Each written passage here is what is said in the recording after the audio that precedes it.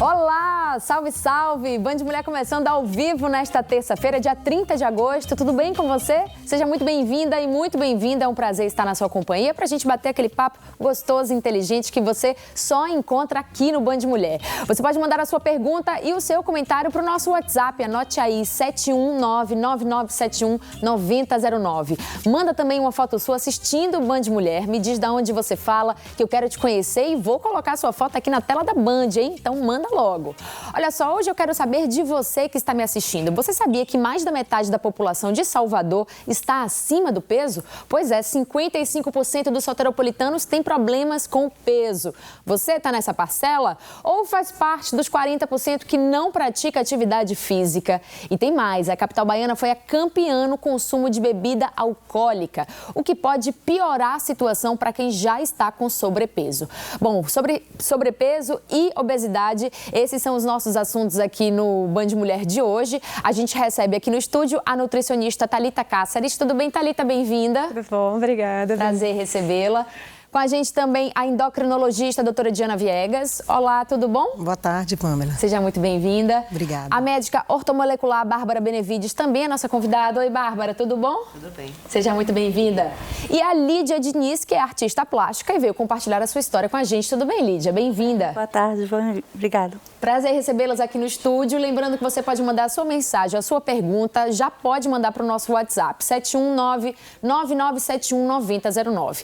Vamos começar a conversar aqui sobre esse assunto. Essa pesquisa foi divulgada recentemente pelo Ministério da Saúde e me deixou um pouco assustada. 55% da população soteropolitana está com sobrepeso.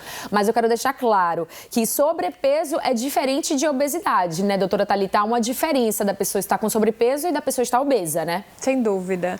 A classificação que a gente utiliza de IMC, ela distingue muito quem está em sobrepeso, que já está em excesso de peso, e é o pré-obeso, que a gente chama na verdade, e quem já entrou na classificação de obesidade. A obesidade, ela em si, ela vem com várias comorbidades juntas, várias doenças que podem vir junto, né? Mas isso a gente já está começando a ver também em pessoas com sobrepeso, né? O excesso de peso já está começando a trazer as mesmas comorbidades. De uma pessoa obesa, por exemplo, né? Sim. Existe um padrão, por exemplo, a partir de 100 quilos, a partir de 120 quilos, ou não? Pode variar? Existe essa classificação de IMC que a gente fala, né? Que a gente divide lá.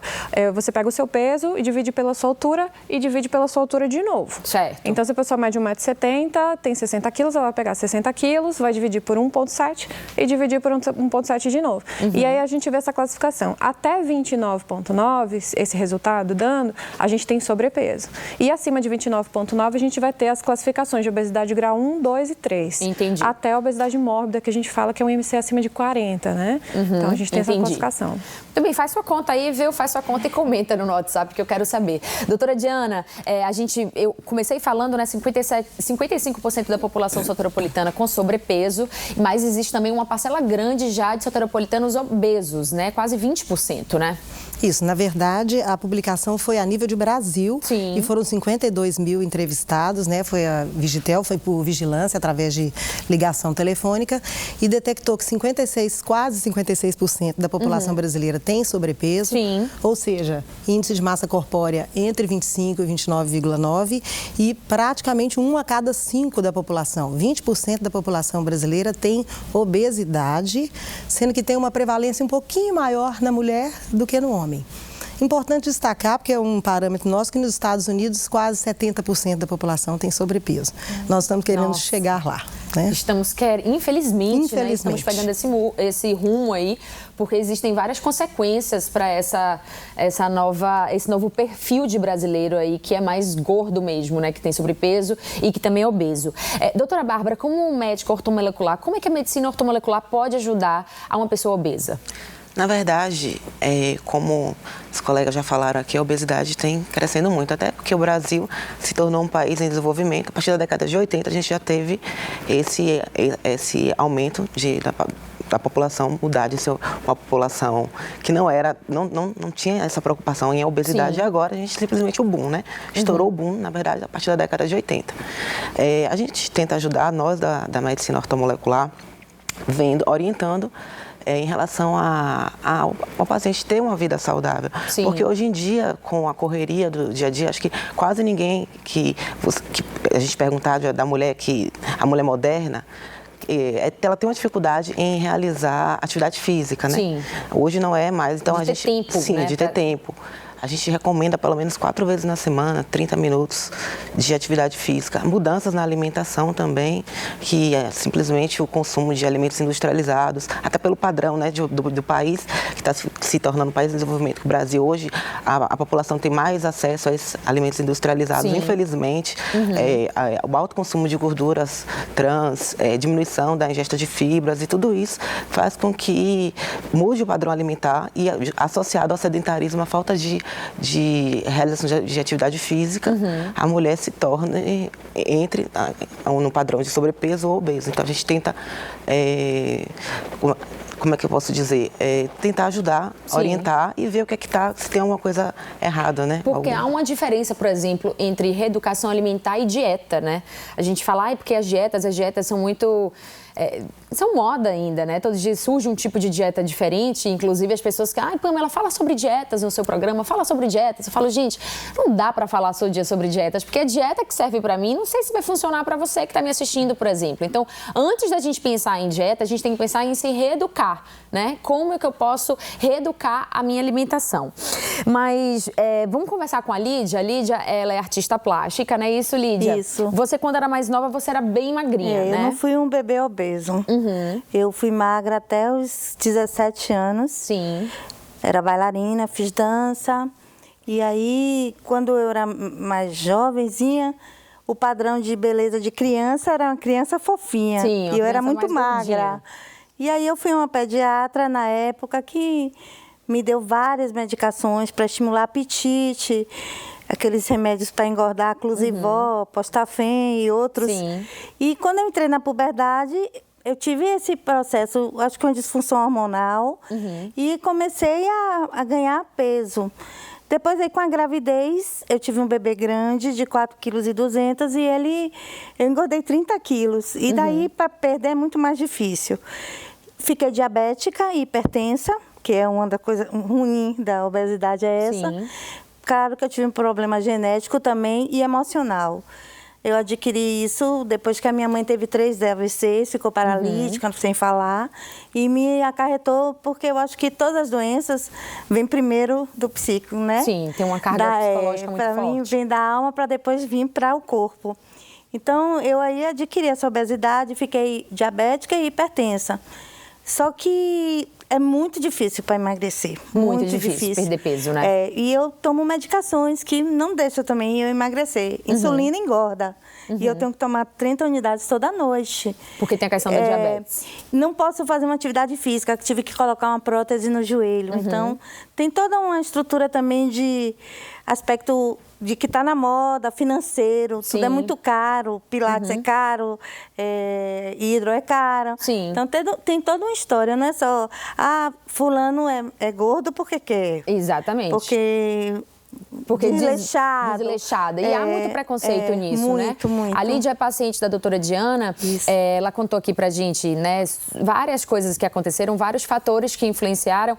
E essa questão, né? É muito difícil perder peso, é muito difícil de emagrecer. Agora, para ganhar, você pode até ganhar com muito mais facilidade. O que acontece, doutora Diana? Pamela, a Sociedade Brasileira de Endocrinologia, que é a especialidade que é autorizada a tratar a obesidade, ela tem uma declaração muito certa que a obesidade é uma doença. Antigamente, as pessoas pensavam que a obesidade era um desleixo do cidadão desleixado. É uma doença multifatorial que envolve diversos fatores genéticos, psíquicos, de comportamento alimentar. Você falou a respeito da dieta.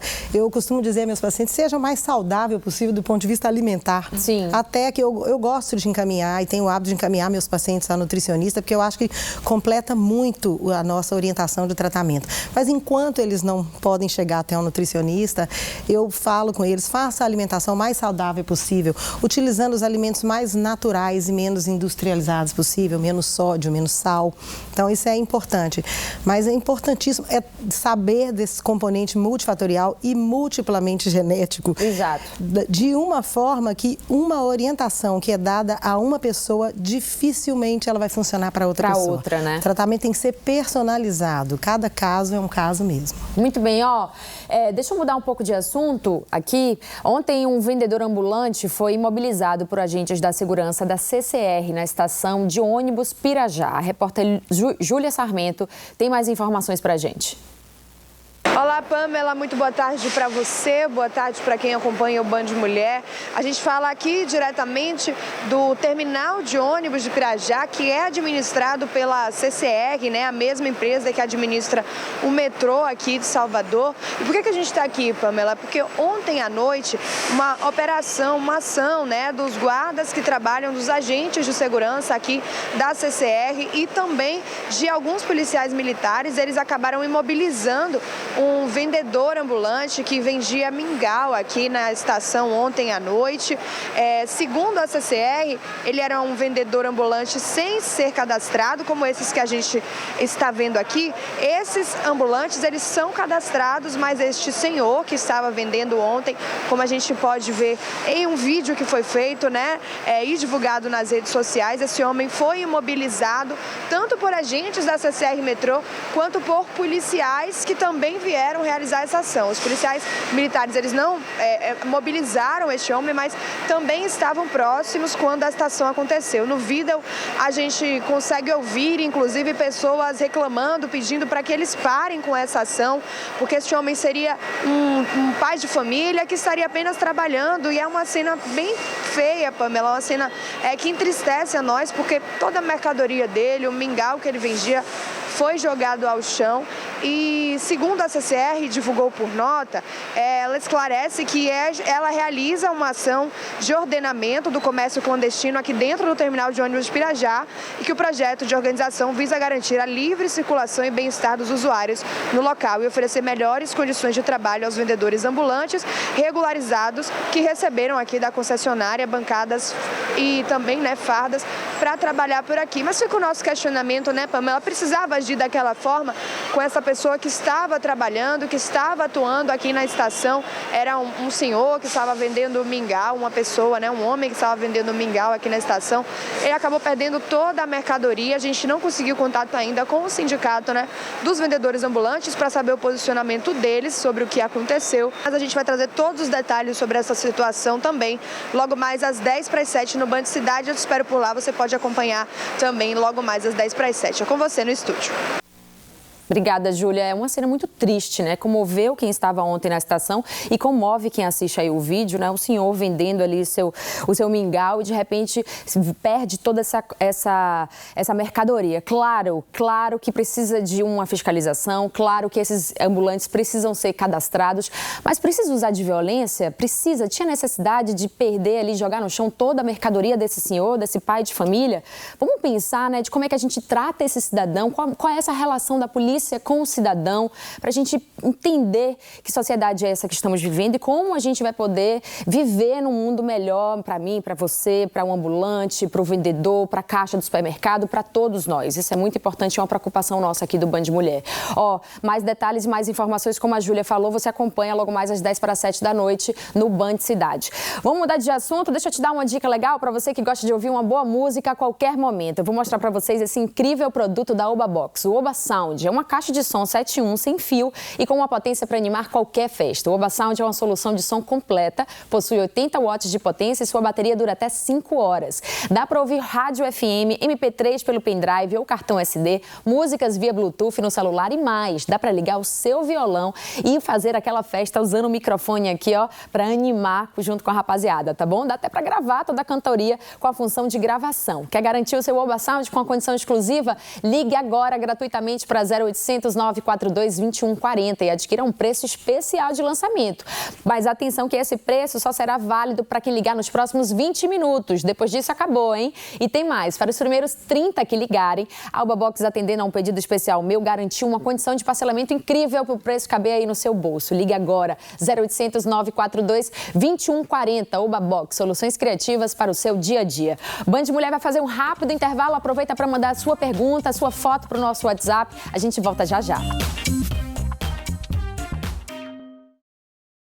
Band Mulher está de volta. Olha só, comprar, construir ou reformar um imóvel é o objetivo da maioria dos brasileiros. E o consórcio Ademilar é a melhor forma de conquistar esse sonho. Ainda mais se você contar com a experiência e a segurança da Ademilar, que foi a primeira empresa do Brasil a trabalhar com consórcio de imóveis. E até hoje é a única que atua com exclusividade no segmento. Uma verdadeira especialista. Milhares de pessoas em todo o país conquistaram a casa própria com a ajuda dos planos acessíveis e flexíveis da Ademilar. E não para por aí, viu? Você também pode planejar um futuro tranquilo a partir da chamada aposentadoria imobiliária Ademilar. Com ela, você aumenta o seu patrimônio, garante uma renda extra e vive muito mais sossegado. Invista com quem mais entende do assunto. Acesse ademilar.com.br, faça uma simulação e comece agora mesmo a conquistar os seus objetivos. Ademilar Consórcio de Investimento Imobiliário, o investimento da sua vida. E chegou a hora do nosso quadro especial Bem Casado.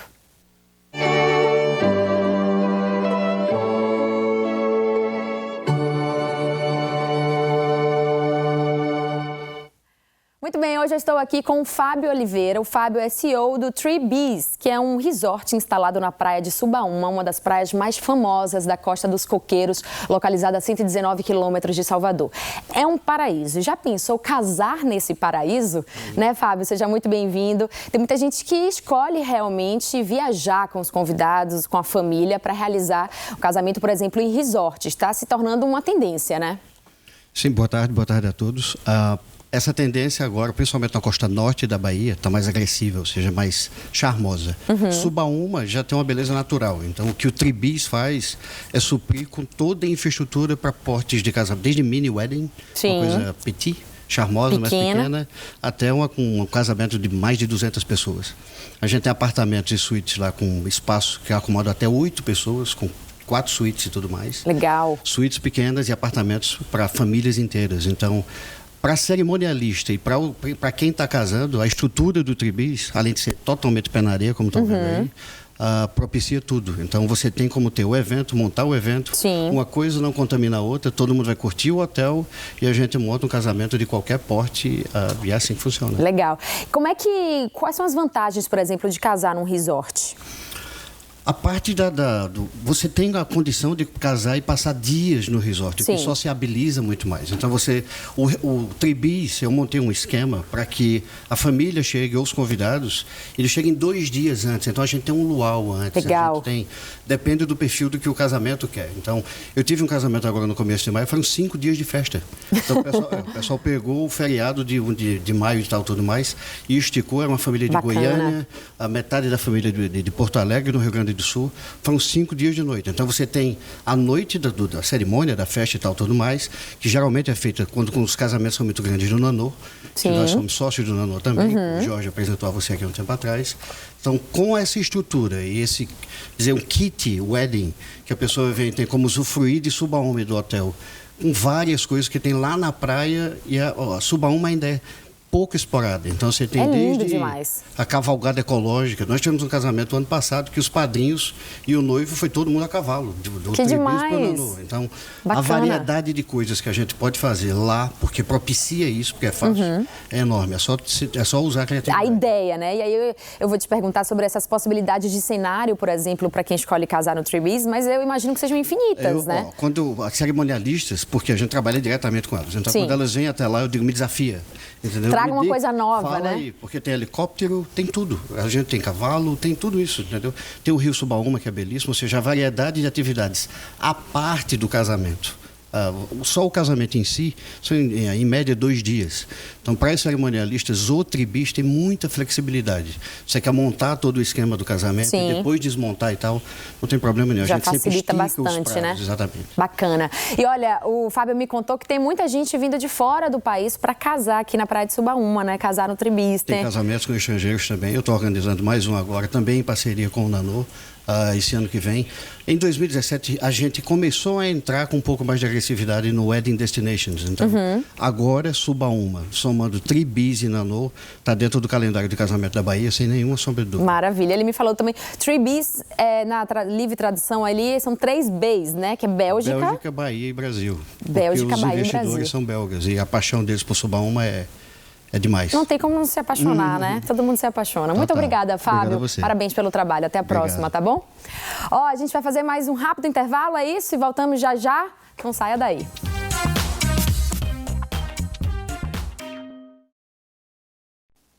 Band Mulher está de volta hoje falando sobre obesidade. Eu já estou recebendo algumas perguntas. Doutora Thalita, me ajuda a responder essa. Boa tarde. Obesidade é hereditário? Uma parcela sim, né? A gente fala que a obesidade ela tem um caráter genético, mas que interfere muito pouco, na verdade, no desenvolvimento da doença. A gente costuma dizer que o que é muito genético na obesidade é o hábito que a família leva e que essa criança vai desenvolver ao longo da vida. Isso é muito mais hereditário do que a questão de DNA mesmo. Entendi. Doutora Bárbara, a medicina ortomolecular é uma medicina também que propõe um tratamento multidisciplinar, né? E aí você entra também com o nutricionista, também com a endócrino. Sim. E aí, na questão da obesidade, como existem vários fatores envolvidos, é muito importante que você receba esse tratamento multidisciplinar, né? Sim, com certeza. O tratamento tem que ser realizado de uma forma multidisciplinar, porque você tem que ver o paciente como um todo, né? O que é que ele passa, se ele tem alguma patologia associada, o estilo de vida, como é que está, como eu já tinha dito anteriormente, em relação à prática de atividade física, se é um paciente sedentário ou não, a questão da dieta, da nutrição, como é que ele está se alimentando, aí entra a parte nutricional também, a patologia que também, se tem algum distúrbio metabólico que possa pedir ajuda também da parte da endocrinologia. Então, o paciente tem que ser visto de uma forma multifatorial, para que assim a gente possa realizar o tratamento adequado para ele. Como a gente falou, uma dieta, por exemplo, que dada por um nutricionista, ela pode servir para uma pessoa, mas não especificamente vai funcionar para outra. E aí ela tem que fazer uma série de exames também para saber, né? Com certeza. Assim, um paciente ele tem que ser visto de forma individual. Uma pessoa nunca vai ser igual a outra. Então, nem sempre uma dieta que em um paciente ele vai surtir efeito, ele vai emagrecer, em outro pode ser que não dê certo, né? Porque até em relação à taxa metabólica, é diferente de uma pessoa para outra. Então, tudo isso influencia. Lídia, como é que está a sua alimentação hoje? Você segue uma dieta regular? Como é que funciona? Depende. Normalmente eu como de maneira sadia, mas um aniversário, um fim de semana, como todo mundo, Sim, né? Eu não sou diferente. Só que tem pessoas que têm mais sorte que eu. Pode comer um prato de arroz, não faz efeito. E se eu comer uma colher, vai me dar problema. Efeito maior. Doutora Diana, isso de fato acontece? Essa pessoa, por exemplo, consumiu a mesma quantidade de gordura, por exemplo. Uma tem uma propensão maior de engordar do que a outra? Depende aí do metabolismo. Com relação ao que Lídia acabou de colocar, é importante dizer que a gente sugere que seja saudável na maioria do tempo. Sim. Mas todos nós temos um dia diferente, um momento diferente. Eu ouço as nutricionistas dizerem aos pacientes que é o dia do lixo. Geralmente é o fim de semana, é um momento diferente. Existem alguns estudos genéticos. Hoje eu acho que essa pergunta seria mais adequada ao nutricionista, chamado genômica, que se você estabelece que alguns alimentos têm efeitos piores em algumas pessoas e em outros. Isso é muito novo dentro da área da endocrinologia. A gente percebe, na maioria das vezes, o que a gente orienta é baseado na informação do paciente. Ele diz a você, olha, quando eu utilizo determinado alimento, ele me faz pior, ele tem um resultado pior. Então, isso faz com que a gente vá adequando uma dieta melhor para ele. Mas já existe, inclusive, o estudo genético, não é muito acessível e estamos começando a usar aos poucos. Muito bem. Doutora Thalita, tem mais uma pergunta. O que fazer com um menino de 11 anos que não quer comer bem? Estou desesperada, deixo passar fome até ele se contentar só com as refeições saudáveis? Criança... É um método? É perigoso, né, esse método? Né? Principalmente para crianças que estão em fase de desenvolvimento. A gente fala que crianças é uma coisa muito delicada. Você inserir alimentação para uma criança é um processo que não adianta você fazer e obrigar a criança a comer, se na hora que essa criança sentar na mesa, as outras pessoas estão comendo outra coisa. E da mesma forma, a gente estava conversando em outro momento, que as famílias já não se reúnem mais para se alimentar, né? Então tá cada um na sua, às vezes a criança está com um tablet, um celular na mão e ela está vendo um vídeo e ela nem percebe o que ela está comendo. As relações que a gente cria com o alimento, elas precisam dessa atenção, a gente chama de atenção plena na alimentação. Então, na hora que eu estou me alimentando, eu preciso ver esse alimento, sentir o sabor, sentir o cheiro. E eu começo a criar relações com esse alimento no momento que eu faço uma refeição agradável. Então, a criança senta à mesa, é um momento de paz, onde você tem um momento de alegria, onde ela vai associar aquela comida com um momento bom. Se ela associar aquela comida, aquele momento de alimentação com uma coisa de come vai logo, tem que sair. Ou então, aquele ambiente estressante, né? Com a televisão ligada, às vezes uma notícia ruim passando na televisão, bem na hora que ela está comendo. Ela pode associar de uma forma negativa aquilo que ela está comendo. Então, inserir novos hábitos tem que estar associado a uma coisa prazerosa para essa criança poder desenvolver. Exatamente. Ó, tem um comentário aqui que eu achei super importante. Bom, importante atentar para não reafirmarmos padrões de beleza, vida saudável, alimentação e hábitos saudáveis sempre. Contudo, existe uma ditadura da magreza que não é nada saudável. Plus size estão aí, homens e mulheres, cada vez mais em evidência. Precisam ser vistos, reconhecidos e respeitados, até por um mercado consumidor de moda e estética. É um comentário super pertinente. A gente já falou, inclusive, algumas vezes aqui no Band Mulher, já fizemos um Band Mulher só sobre contra a gordofobia, que é um problema social que afeta muito, principalmente as mulheres, né? Nós somos muito mais cobradas para estar num determinado padrão de beleza. Tem que ser magra, tem que ser, tem que estar sempre esbelta, né? Mulher que come muito, olha, você vai engordar, né? Quantas vezes a gente está... Ela é bonitinha, mas é gorda. É bonitinha, mas é gorda. É um comentário completamente... Muito cruel. É triste, né? É assim, é uma crítica que não acrescenta em absolutamente nada, porque a gente não sabe quais são os problemas que estão por trás ali daquela mulher, né? A gente não sabe por que ela está passando por aquilo naquele momento, como é o seu caso, né, Lídia? E aí tem mais uma pergunta aqui, doutora Bárbara. A medicina ortomolecular, ela é acessível? Tenho a impressão de que custa caro. As pessoas têm muito essa imagem de que a medicina ortomolecular é cara. Eu não vou na consulta porque eu acho que eu não vou ter como arcar, mas não é que seja cara. A gente tenta fazer de acordo com o que o paciente possa alcançar. Então, isso aí é mito. Não é dessa forma que se fala. Vai adequando aí a cada paciente, isso, a cada necessidade também, porque às vezes o que um paciente precisa não é o que o outro precise. Então... Muito bem. Deixa eu mudar de assunto, eu quero falar agora de um tema muito importante, a doação de medula óssea. Existem muitas pessoas esperando por esse ato de solidariedade que você que está me assistindo pode fazer, salvando vidas de quem enfrenta doenças sérias, como a leucemia, por exemplo. Eu estou aqui com a Yara Matos. A Yara é coordenadora de captação de doadores do Hemoba. Tudo bem, Yara? Seja muito bem-vinda. Tudo bem, Pamela. Boa tarde a todos. Mais uma vez, a Fundação Hemoba agradece, né, por estar podendo participar desse espaço, né, falando sobre a saúde, diversos temas e poder falar sobre a importância do cadastro de medula óssea. Qualquer pessoa pode ser um doador? Qualquer pessoa, a partir dos 18 anos até 55 anos de idade, estar bem de saúde e querer fazer o seu cadastro. É importante, Pamela, que a pessoa que queira, né, o voluntário, queira fazer parte desse cadastro, que ele entenda qual a importância desse cadastro, né? Eu, como cidadã, eu querer me cadastrar para me tornar uma potencial doadora. Então, primeiro é entender, né? Quais são os pacientes que precisam encontrar um doador compatível? Sim. Qual é a chance? E se ele for compatível, se de fato eu for compatível, eu vou querer fazer essa retirada de 15% dessa medula óssea. Então, antes de procurar uma unidade de coleta da Fundação Hemoba, a primeira é conhecer a importância disso. Esse momento aqui, por exemplo, traz para a Fundação Hemoba e também para a própria população um ganho em relação à parte educacional, entender a importância desse tema. O cadastro de medula óssea hoje no mundo, o Brasil, ele é o terceiro maior cadastro. Primeiro lugar, os Estados Unidos, segundo a Alemanha, o terceiro, o Brasil.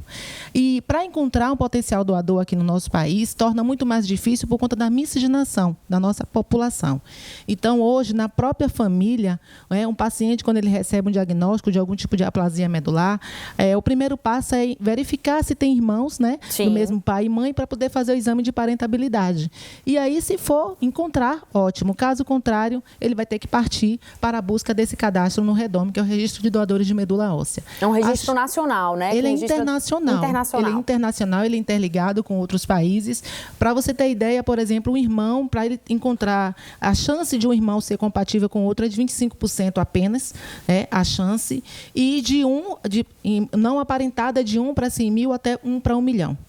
Hoje, atualmente, a estatística traz até uma grande possibilidades de encontrar esse doador, principalmente em outros países também. O Brasil, hoje, ele já apresenta até um quantitativo muito grande de potenciais doadores daqui, que acabam fazendo a doação para outros pacientes para fora. Mas é importante que esse candidato, para quem já é cadastrado também, que atualize os seus dados cadastrais, porque o investimento que o Ministério da Saúde coloca como financiamento para realização desse exame é caro. Sim. Então, muita gente acaba se cadastrando e aí troca de celular, de telefone, E aí vai de entrar em endereço. contato com aquela pessoa que se cadastrou, não consegue mais falar. Então é importante, se você já se cadastrou, atualizar esse cadastro. Se ainda não se cadastrou, aproveite para fazer isso agora. O site está aqui na sua tela. Você pode também ir ao Hemoba, buscar mais informações, tirar todas as suas dúvidas. Não dói, certo? Para se tornar um doador, né? Todo mundo vai doer. Como é que eu vou fazer uma operação, uma cirurgia para tirar a medula? Como é que eu vou fazer depois que eu tiro parte da minha medula? Como é que funciona? Inclusive, a gente já fez um Band Mulher sobre isso também, esclarecendo aqui muitas dúvidas, porque eu sei que essas dúvidas existem e são muitas vezes um empecilho para essa pessoa aí se tornar um doador. E a gente aproveita também para falar sobre doação de sangue, por exemplo, que também é muito importante. Eu sei que a fila é grande à espera de um doador compatível. E aqui eu quero chamar a atenção para a situação da Samara Oliveira dos Santos, que é uma jovem moradora do subúrbio ferroviário de Salvador. Vou botar a foto dela aí na tela. Samara tem 18 anos, ela foi diagnosticada com mieloide aguda, que é um tipo de leucemia. A Samara hoje está no hospital Martagão Gesteira e está na fila à espera por um doador. Ela precisa da sua doação. Se não for para a Samara, vai ser para outra pessoa. Você pode salvar vidas fazendo esse gesto que não dói, não custa nada, né? É um gesto de amor mesmo, de solidariedade, que a gente precisa chamar a atenção, porque há uma questão muito grande, há uma fila de espera e as pessoas precisam entender que um pequeno gesto pode salvar vidas, né, Yara? Exatamente. É um tipo de doação em vida, né? De algo, de um órgão que você vai poder fazer essa doação e saber que você está devolvendo a vida para essa pessoa. Obviamente, a gente sempre orienta que o transplante, ele é um passo, né, da recuperação desse paciente. Existem outros procedimentos que se fazem necessário, mas quando o paciente, o seu familiar, ele recebe esse diagnóstico, então a angústia é muito grande, principalmente ao saber que a dificuldade de encontrar esse potencial doador é muito distante. Mas a forma de mobilizarmos, né, de atendermos a essa necessidade é realmente a pessoa no seu gesto solidário, humanitário, altruísmo mesmo, em querer fazer esse cadastro. Importante procurar as informações no site do Redome ou da Fundação Hemoba, de caso esse potencial doador ele seja compatível, como será essa retirada, né, dessa medula óssea. Então, não sei se eu tenho tempo para estar explicando isso de forma bem rápida, mas assim, o cadastro ele é muito rápido. A pessoa leva o documento de identificação, tem que ter entre 18 e 55 anos, vai preencher os dados com as informações pessoais e aí vai ser coletado 5 ml de sangue para poder fazer o exame de HLA. Tem que agendar para se cadastrar ou só aparecer? Não, basta comparecer a qualquer unidade de coleta da Fundação Hemoba. Nós temos hoje 21 unidades de coleta em todo o estado da Bahia. Aqui em Salvador, 4 unidades de coleta, o Hemocentro Coordenador, que fica próximo ao Hospital Geral do Estado, 2 unidades móveis de coleta, que semanalmente tem um roteiro diferenciado em shoppings, em empresas, universidades, e também a unidade de coleta no Hospital do Subúrbio, Cajazeiras e Hospital Irmanduz. Muito bem, Yara, muito obrigada pelas suas informações, viu? Muito importante ter você aqui com a gente. Muito obrigada. Obrigada, Band, também obrigada a você, Pamela, e parabéns pelo programa. E aí eu quero mostrar mais uma vez a foto da Samara, bota aí na tela. Samara, a família da Samara está toda assistindo. Eu queria mandar um beijo, um abraço apertado para vocês que estão passando por esse momento difícil. É difícil, mas vocês vão sair dessa, vai dar tudo certo. Você que está me assistindo, olha o sorriso da Samara, ó, que coisa linda. Ela é linda demais e tem uma vida longa ainda pela frente, com certeza, porque ela vai sim achar um doador compatível aí para poder curar dessa doença. Muito obrigada, Yara, mais uma vez. Obrigada. Boa sorte a todos que estão aí nessa fila de espera, esperando, né, por essa doação de medula óssea. Vai dar tudo certo, eu tenho muita fé. Muito obrigada. Olha, vamos voltar a falar sobre obesidade? Doutora Diana, a obesidade pode ser um gatilho para outras doenças, por exemplo, hipertensão, diabetes. A obesidade é fator de risco para inúmeras doenças. Dentre elas, uma das principais é o diabetes, a hipertensão, alguns tipos de tumores, né, malignos. Na mulher, um destaque, né, o câncer de mama, de endométrio, eles têm como um fator de risco importante a obesidade e o câncer de intestino também. Então, às vezes, ela é apenas um sinal. É importante que nós falamos muito de índice de massa corpórea, peso.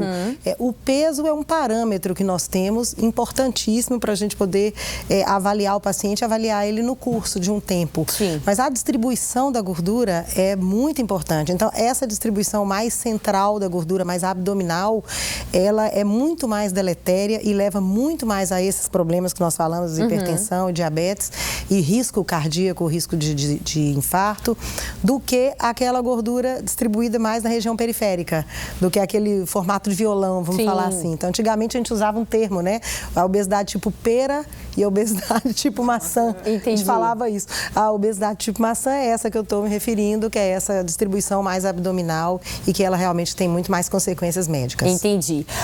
Tem também uma questão, né, que as faixas mais pobres da população estão mais obesas hoje, né? Então a gente pensa assim, a obesidade relacionada apenas ao fato de comer mais ou de comer menos, do tipo de comida, isso não tem nenhuma relação, né, Thalita?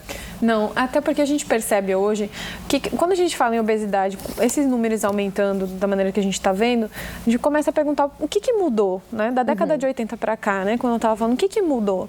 E uma das principais coisas que aconteceram foi o processo de industrialização dos alimentos. E a acessibilidade desses alimentos industrializados hoje é uma realidade para pessoas de baixa renda. Exato. Então você pega São um pacote de baratos. bolacha, por exemplo, recheado, que custa lá R$2, R$1,50, às vezes até menos do que isso, e um pacote de bolacha recheada, a pessoa come e não consegue nem perceber que comeu. Mas ele tem a mesma caloria de quase 8 pães franceses, um pacote daquele. E é um tipo de caloria muito densa, né? É um alimento que a gente fala de alta densidade calórica. É um alimento pequeno, parece um alimento inofensivo, mas bolacha creme cracker, por exemplo, é a mesma coisa. 3 a 4 unidades de bolacha creme cracker é a mesma caloria de um pão francês.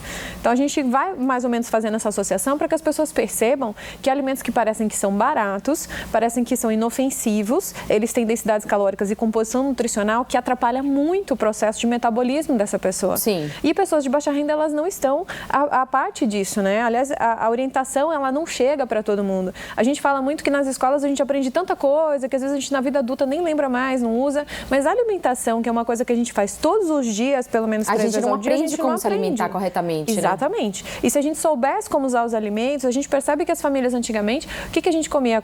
Coisas mais naturais. Se você pergunta para os seus avós o que eles comiam, a gente fala muito assim, qual é a fruta que eles comiam? A que estava no pé.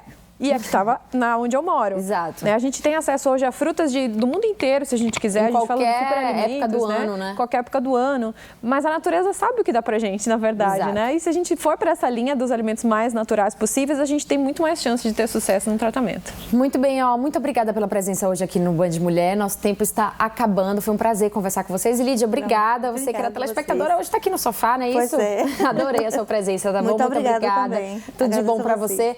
Deixa eu ver rapidinho as fotos de quem assistiu o Band Mulher de hoje. Podem ser só 3 fotinhas. Maria Elizabeth de Brotas, ali, ó, pegou a Thalita no fundo. Simone de Vitória da Conquista também com a gente. Muito obrigada, Simone, pela sua companhia. E a Sônia de Fazenda Grande também com a gente. Muito obrigada pela sua audiência, pela sua companhia nesta tarde de terça-feira. Amanhã estamos de volta com mais um assunto para conversar com você que está me assistindo aí pela TV ou pela internet. É um prazer estar na sua companhia. Muito obrigada mais uma vez e até a próxima. Uma ótima tarde para você. Beijo.